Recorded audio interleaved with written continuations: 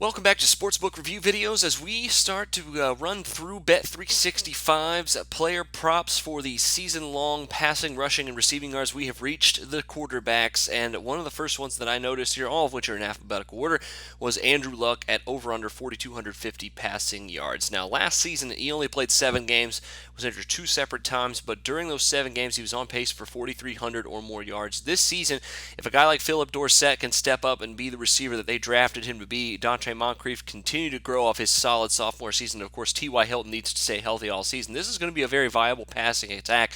And another reason why is their rushing attack may be pretty much gone and nowhere to be seen with Frank Gore obviously aging. Robert Turbin brought over. Who knows whether or not he's going to be effective behind that offensive line. So Andrew Luck may be still throwing the ball a lot this season. I'm still questioning their defense some. I think over 4,250 is a pretty good play here for him on the season. Another overplay I really like is Philip Rivers over under 4,425 and a half receiving or passing yards in this one.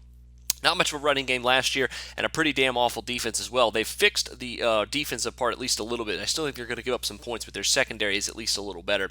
Still think San Diego is going to be throwing the ball a lot here in this one.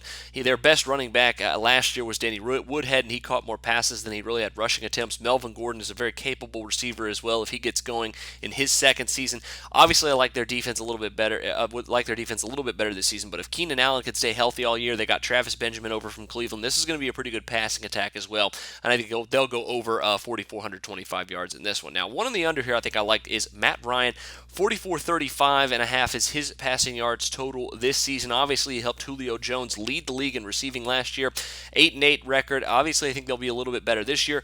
Devontae Freeman, though, and Tevin Coleman are going to be a very, very formidable running back duo here. And I think the Falcons may choose to run the ball a little bit more, maybe take a little bit of pressure off of Julio Jones, who will be seeing double coverage pretty much every game this entire year after a season he had.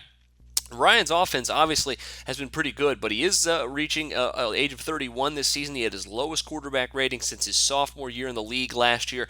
Could be a little bit of a downgrade, may turn to the running game a little bit as they have the stable of running backs to do it, and obviously may just use Julio Jones to go deep on occasion to try to catch the defense off guard. I think under here is the play for Matt Ryan at this point here in his total of 44-35. That'll do it for me this time. We already taken a look at some receivers as well, and we'll take a look at some rushers later this week, so take a look at those articles and videos.